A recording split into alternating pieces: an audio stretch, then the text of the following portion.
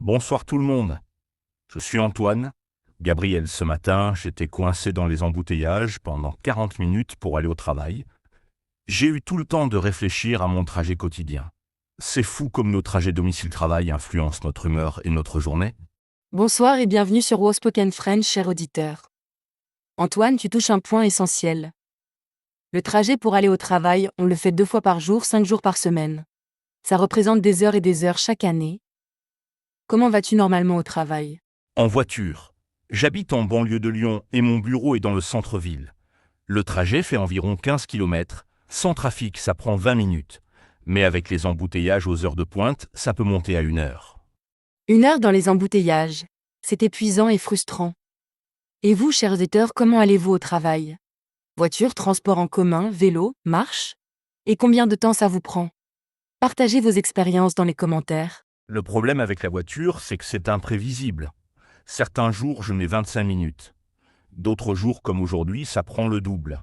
Un accident, des travaux, une manifestation, il suffit d'un incident et tout se bloque. L'imprévisibilité, c'est le pire. On ne peut pas planifier sa journée correctement. Tu arrives stressé au bureau avant même de commencer à travailler. As-tu déjà envisagé d'autres moyens de transport? Oui, j'ai pensé au transport en commun. Il y a une ligne de métro qui va presque directement de chez moi à mon bureau. Ça prendrait environ 35 minutes porte à porte. C'est plus long qu'en voiture sans trafic, mais au moins c'est prévisible. Exactement. La prévisibilité a une grande valeur. Savoir qu'on mettra toujours 35 minutes permet de mieux organiser sa journée. Et puis dans les transports, on peut lire, écouter de la musique, travailler sur son téléphone. Le temps n'est pas perdu. C'est vrai. En voiture, je dois me concentrer sur la route. Je ne peux rien faire d'autre. Dans le métro, je pourrais lire un livre, écouter un podcast, même répondre à mes emails. Ce soit du temps productif ou relaxant. Absolument. Transformer le temps de trajet en temps utile ou agréable. Nos auditeurs, ceux qui prennent les transports en commun, que faites-vous pendant le trajet? Lecture, musique, repos, travail. Mais il y a des inconvénients aussi. Le métro est souvent bondé aux heures de pointe. Être serré contre des inconnus pendant 30 minutes, ce n'est pas très agréable. Et en été, sans climatisation, c'est vraiment difficile. Le confort versus la praticité. C'est le dilemme. Dans ta voiture, tu as ton espace privé, ta musique, ta température idéale. Dans les transports publics, tu partages l'espace avec des dizaines d'autres personnes. Et puis il y a la question du coût. Ma voiture me coûte cher, essence, assurance, entretien, stationnement. Si je calcule, ça fait au moins 300 € par mois juste pour aller au travail. Un abonnement de transport coûterait moins de 100 €. L'aspect économique est important. Beaucoup de gens ne réalisent pas le coût réel de leur voiture. Quand on additionne tout, les transports en commun sont souvent bien moins chers. Cher auditeur, avez-vous déjà calculé combien vous coûte votre trajet domicile-travail? J'ai aussi pensé au vélo. De plus en plus de collègues viennent au travail à vélo. Avec les pistes cyclables qui se développent à Lyon, c'est devenu plus sûr. Ça prendrait environ 40 minutes, mais ce serait mon sport quotidien. Le vélo, c'est fantastique. Tu combines transport et exercice physique. Plus besoin d'aller à la salle de sport, tu fais ton cardio en allant au travail. Et c'est gratuit, écologique, bon pour la santé. Qu'est-ce qui te retient? La météo. Quand il pleut, quand il fait très froid, quand il y a du vent, le vélo devient beaucoup moins attrayant. Et puis j'arrive au bureau en sueur en été. Il faudrait que j'aie une douche au travail, ce qui n'est pas le cas. Les contraintes pratiques. Effectivement, le vélo demande de l'adaptation. Avoir des vêtements de rechange, gérer la transpiration, affronter les intempéries. Ce n'est pas toujours compatible avec un travail en costume-cravate. Certains de mes collègues font du vélo électrique. Ça aide dans les montées et ça réduit la transpiration. C'est un bon compromis entre vélo classique et confort. Mais ça coûte cher à l'achat, plus de 1 000 € pour un bon modèle. L'investissement initial est élevé, mais sur le long terme, c'est rentable. Plus d'essence, plus de parking, moins de frais médicaux grâce à l'exercice. Et vous, chers auditeurs, utilisez-vous le vélo ou le vélo électrique pour aller au travail? Comment gérez-vous les aspects pratiques? Une option que j'ai découverte récemment, le covoiturage. Il y a des applications où on peut partager sa voiture avec des collègues ou des gens qui vont dans la même direction. Ça divise les coûts et c'est plus écologique. Excellente idée. Le covoiturage combine les avantages de la voiture et réduit les inconvénients.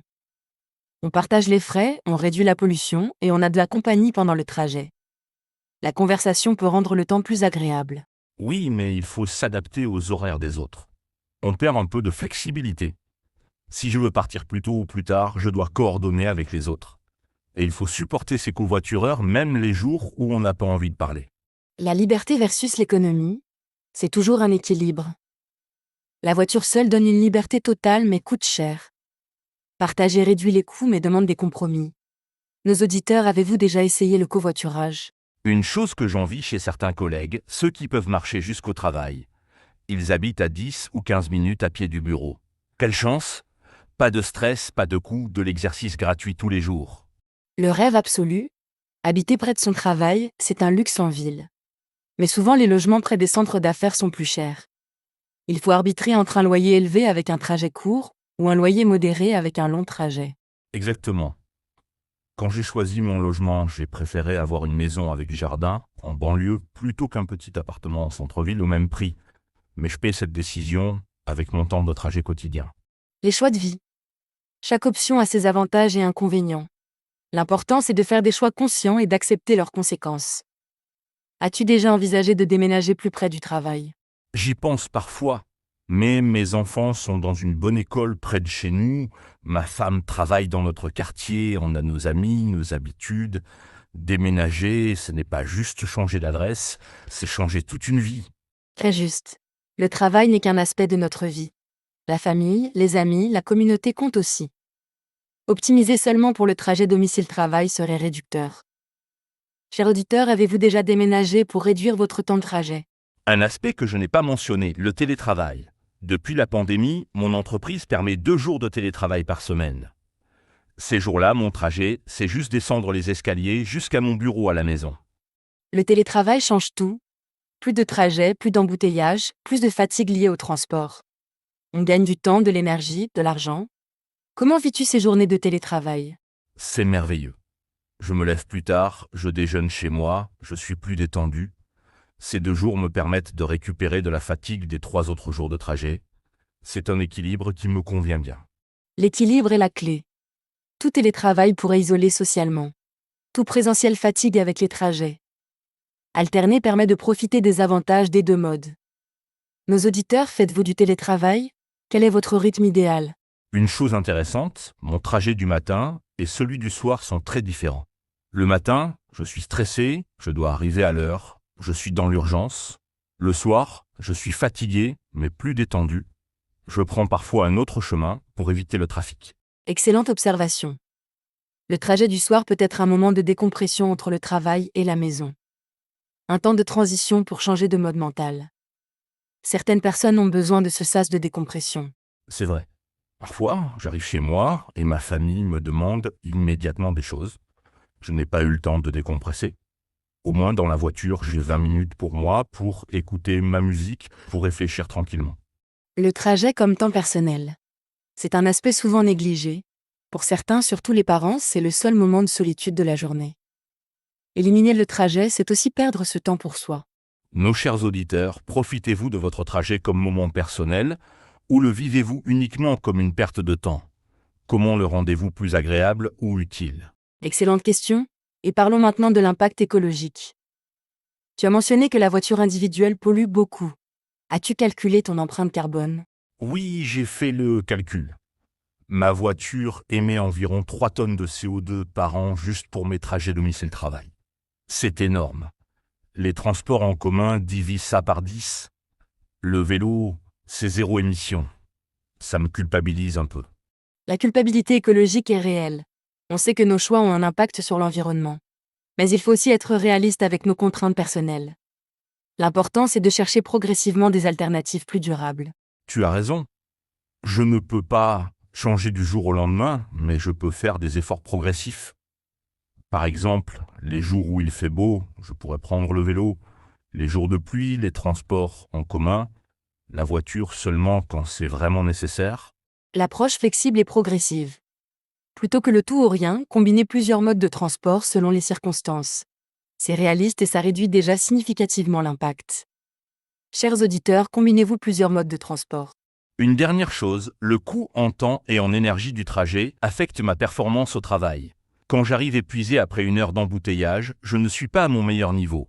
Mon employeur devrait s'intéresser à ça aussi. Absolument. Les entreprises éclairées comprennent que faciliter le trajet des employés améliore leur bien-être et leur productivité. Certaines offrent des primes de transport, des parkings à vélo, des horaires flexibles pour éviter les heures de pointe. Mon entreprise offre 50% de remboursement sur l'abonnement de transport en commun. C'est déjà bien, mais il pourrait faire plus. Des douches pour les cyclistes, un parking à vélo sécurisé, du covoiturage organisé entre collègues.